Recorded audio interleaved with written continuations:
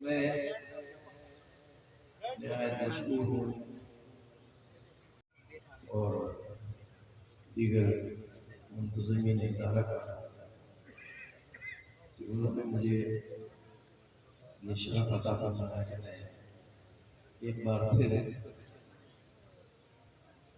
20 سال کے بعد تقریباً 21 سال کے بعد تقریباً اس ادارے میں حاضری ہوئی اور 21 سال کے نشیب و فراز کا اندازہ یہ ہے کہ عمر اب 21 سال آگے جا چکی ہے، لیکن الحمدللہ اللہ کا شکر یہ ہے کہ اللہ تعالیٰ نے اپنے کلام میں اتنی خوبصورتی اور اتنی استعداد رکھی ہے کہ اس کو کسی بھی عمر میں کوئی پڑھے گا تو خوبصورتی دے گا۔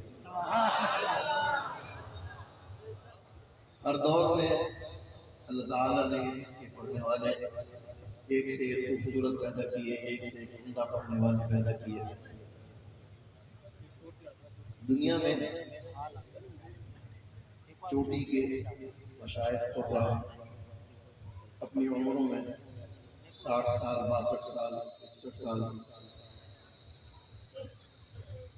زیادہ سے زیادہ کسی 65 سال گزارے ہوئے۔ مجھے الحمدللہ اس میدان میں یہ 74واں سال چل رہا ہے اور 6 سال کی عمر سے میں اسٹیج پر تلاوت کر رہا ہوں۔ 70 کے قریب الحمدللہ موقع ملا اور تلاوت کی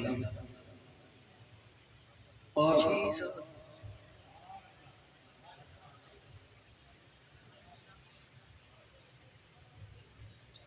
قرآن پاک کی تلاوت اپنا ایک لطف ہے، اس کا اپنا ایک ذوق ہے۔ جتنا سننے والے کو مزہ آتا ہے، پڑھنے والے کو اس سے زیادہ مزہ آتا ہے۔ پڑھنے والا اگر اخلاص سے پڑھتا ہے تو اس کو بالکل ایسے محسوس ہوتا ہے کہ براہ راست اللہ تعالیٰ کو سنا رہا ہے۔ اللہ تعالیٰ کے سامنے تلاوت کرنے کا، اور ہم شروع دن سے یہ بات سنتے آئے ہیں کہ ایک دن آئے گا کہ جب اللہ تعالیٰ یہ مجلس سجائیں گے اور اللہ تعالیٰ کے سامنے دنیا کی یہ قربان تلاوت کریں گے اور پھر اللہ جل جلالہ خود قرآن پاک کی تلاوت کریں گے۔ کیا وہ منظر ہوگا، کیا وہ حسین منظر ہوگا۔ اب غور کیجیے کہ رسول اللہ صلی اللہ علیہ وسلم سے صحابہ نے سیکھا، صحابہ سے تابعین نے سیکھا، تابعین سے تبع تابعین نے سیکھا۔ 1442 سال سے بھی زیادہ کار ہوئے قرآن پاک پڑھتے پڑھاتے لوگوں کو۔ قرآن پاک کا اعجاز یہ ہے کہ اس کا ایک ایک حرف محفوظ، اس کی ایک ایک ادا محفوظ ہے، ایک ایک انداز محفوظ ہے، قراءات اس کی محفوظ ہے، رسم اس کا محفوظ ہے، آیات اس کی محفوظ ہے، حروف کی تعداد محفوظ ہے، کلمات کی تعداد محفوظ ہے۔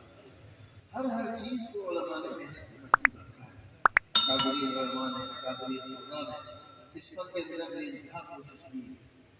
پڑھنے کے اندر بھی ایک سے ایک ماہر موجود ہے، ایک سے ایک بڑا مؤلف اور محقق موجود ہے۔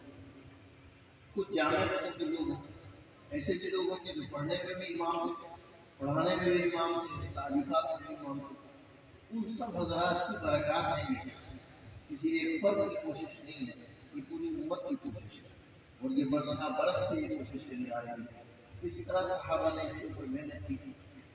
صحابہ جو تلاوت کرتے تھے تو رسول اللہ صلی اللہ علیہ وسلم خود سنتے تھے، بلکہ بعض مرتبہ آپ فرمائش کرتے تھے۔ عبداللہ بن مسعود رضی اللہ تعالیٰ عنہ نے فرمایا کہ اللہ نے حکم دیا ہے کہ تم سے قرآن سنو۔ عبداللہ بن مسعود نے ایک نشست میں سورہ نساء کی 40 آیات کی تلاوت کی، تقریباً نصف پارہ بنتا ہے۔ حضرت عبداللہ بن مسعود کی تلاوت سنی آپ نے، اور دوسرے صحابہ سے اسی طرح۔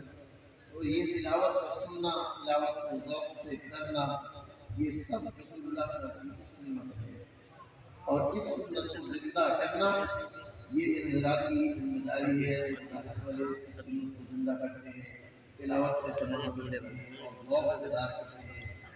ہماری کوشش ہوتی ہے، تھوڑی سی کوشش کر لیتے ہیں، لیکن یہ حقیقت ہے کہ دراصل ان مدارس کی برکات سے قرآن پاک محفوظ ہے۔ ان مدارس کے لیے دعا کیجیے کہ اللہ تعالیٰ ان مدارس کی حفاظت کرے۔ دشمن کی پوری کوشش ہے ان مدارس کے خلاف، ان مدارس کو ختم کرنے کی، تو اللہ تعالیٰ سے دعا کیجیے اللہ تعالیٰ ان مدارس کی حفاظت فرمائے، ان کے منتظمین کی حفاظت فرمائے، ان کے علماء کی حفاظت فرمائے، طلباء کی حفاظت فرمائے، معاونین کی حفاظت فرمائے، تمام حضرات کو اللہ تعالیٰ اپنے امداد خاص سے، اپنی عنایت خاص سے ان اداروں کی حفاظت فرمائے اور دشمنوں سے محفوظ فرمائے۔ واقعی دعوانا الحمدللہ۔